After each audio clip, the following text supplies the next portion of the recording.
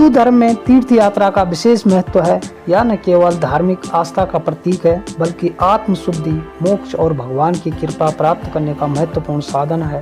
तीर्थ यात्रा जीवन की महत्वपूर्ण आध्यात्मिक यात्रा मानी जाती है, जिसमें व्यक्ति अपने सारे पापों से मुक्ति पाता है और धर्म के पथ पर अग्रसर होता है।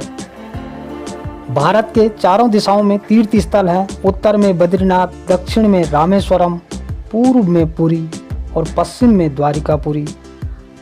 धार्मिक मान्यताओं के अनुसार इन तीर्थों का बहुत अधिक महत्व है। हालांकि अगर हम समस्त तीर्थ स्थलों की बात करें तो भारत में सैकड़ों तीर्थ स्थान हैं, जिनमें विभिन्न धर्मों और संप्रदायों के पवित्र स्थल हैं।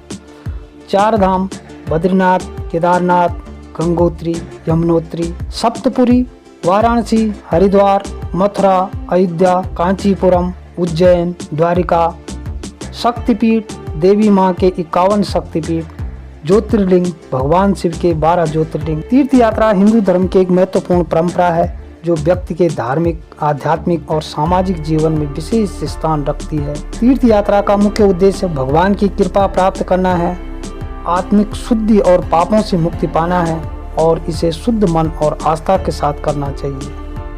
आज के वीडियो में इसी विषय पर बात करेंगे। धार्मिक ग्रंथ और पुराणों के अनुसार तीर्थ यात्रा किस प्रकार की होनी चाहिए, तीर्थ यात्रा करने से क्या पुण्य प्राप्त होता है। तो शुरू करते हैं आज का वीडियो।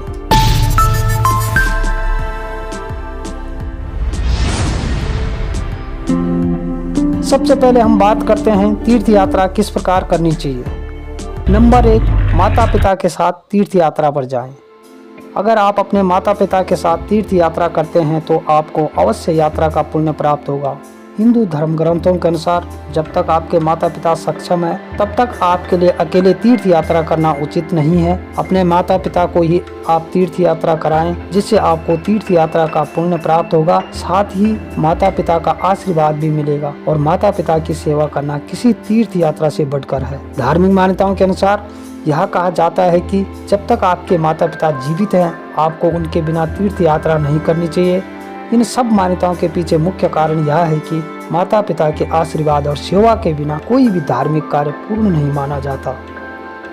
नंबर 2, तीर्थ यात्रा कब करनी चाहिए। तीर्थ यात्रा करने का कोई निश्चित समय नहीं होता है, लेकिन धार्मिक मान्यताओं के अनुसार शुभ अवसरों पर, जैसे कुंभ मेले, नवरात्रि, शिवरात्रि या अन्य पर्वों पर तीर्थ स्थानों पर जाना और वहां पूजा अर्चना करना विशेष फलदायी माना जाता है। इसके अलावा जब भी व्यक्ति को मन की शांति या आत्मिक शुद्धि की आवश्यकता महसूस हो, तब वह तीर्थ यात्रा कर सकता है। नंबर 3, तीर्थ यात्रा कौन कर सकता है। तीर्थ यात्रा सभी के लिए खुली है। स्त्री हो या पुरुष, युवा हो या वृद्ध, हर व्यक्ति तीर्थ यात्रा कर सकता है। तीर्थ यात्रा का मुख्य उद्देश्य व्यक्ति के मन की शुद्धि और भगवान के प्रति समर्पण होता है। इसके लिए कोई भी व्यक्ति जिसे धर्म में आस्था है तीर्थ यात्रा कर सकता है, लेकिन जो व्यक्ति धर्म और ईश्वर में विश्वास रखते हैं, उनके लिए तीर्थ यात्रा एक महत्वपूर्ण साधन होता है, जिससे वे भगवान की कृपा प्राप्त कर सकते हैं। नंबर 4, तीर्थ यात्रा कैसी होनी चाहिए। तीर्थ यात्रा केवल शारीरिक यात्रा नहीं, यह एक आध्यात्मिक यात्रा है। इसे पूरी श्रद्धा, समर्पण और ईश्वर के प्रति अटूट विश्वास के साथ करना चाहिए। ईश्वर के प्रति अटूट विश्वास के साथ करना चाहिए। यात्रियों को अपने मन को स्वच्छ और शांत रखना चाहिए और भगवान की भक्ति में पूरी तरह से लीन रहना चाहिए। नंबर 5, तीर्थ यात्रा के नियमों का पालन करें। तीर्थ यात्रा के दौरान धार्मिक और सामाजिक नियमों का पालन करना आवश्यक है। इसमें संयमित आहार, नियमित प्रार्थना, धार्मिक पुस्तकों का अध्ययन और दूसरों के प्रति सहानुभूति का भाव रखना चाहिए। अशुद्ध वस्त्र पहनने से बचें और शुद्धता का ध्यान रखें। नंबर 6, परोपकार करें। तीर्थ यात्रा का एक मुख्य उद्देश्य परोपकार भी है। तीर्थ यात्रा के दौरान जरूरतमंदों की मदद करना, दान पुण्य करना और धार्मिक कार्यों में सहयोग करना यात्रा का अभिन्न हिस्सा माना जाता है। अपने लिए आशीर्वाद के साथ साथ जगत के कल्याण के लिए भी ईश्वर से प्रार्थना करें। नंबर 7, किसी प्राणी को कष्ट पहुंचाकर तीर्थ यात्रा कभी न करें। आजकल तीर्थ यात्रा करना धार्मिक यात्रा से ज्यादा फैशन बन गया है और लोग पैदल न जाकर घोड़े खच्चरों में तीर्थ यात्रा करते हैं, जिसमें अक्सर देखा गया है केदारनाथ में सैकड़ों की संख्या में घोड़े खच्चर मर जाते हैं और इनको एक असहनीय पीड़ा का सामना करना पड़ता है। ये बेजुबान जानवर हैं, इनको पीड़ा पहुंचाकर या इनकी पीठ पर बैठकर तीर्थ यात्रा करना कोई पुण्य का काम नहीं, बल्कि हम पाप के भागीदार बन जाते हैं। भले ही आप यात्रा किसी हेलीकॉप्टर या किसी वाहन से करें, लेकिन किसी बेजुबान को पीड़ा पहुंचाकर या आपके कारण उसकी जान चली जाती है तो आपकी यात्रा कभी सफल नहीं हो सकती है।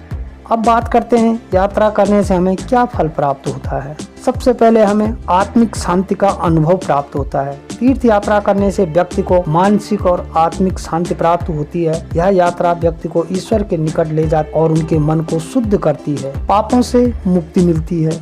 धार्मिक मान्यताओं के अनुसार तीर्थ यात्रा करने से व्यक्ति के पिछले जन्मों के पापों का नाश होता है। यह उसे मोक्ष की ओर अग्रसर करती है। सामाजिक समरसता बनी रहती है।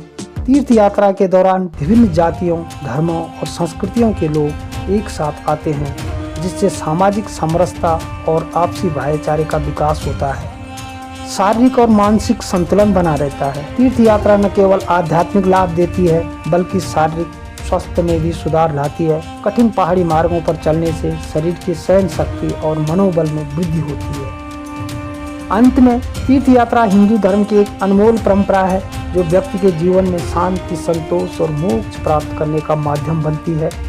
यह न केवल धार्मिक कर्तव्य है, बल्कि तीर्थ यात्रा को शुद्ध मन, समर्पण और आस्था के साथ करने से इसके समस्त लाभ प्राप्त होते हैं। इसलिए जब भी जीवन में अवसर मिले, श्रद्धा और भक्ति के साथ एक पवित्र तीर्थ यात्रा पर अवश्य जाएं और भगवान की कृपा प्राप्त करें। आज के वीडियो में इतना ही। वीडियो पसंद आए तो चैनल को सब्सक्राइब जरूर करें, वीडियो को लाइक करें। Thank you for watching.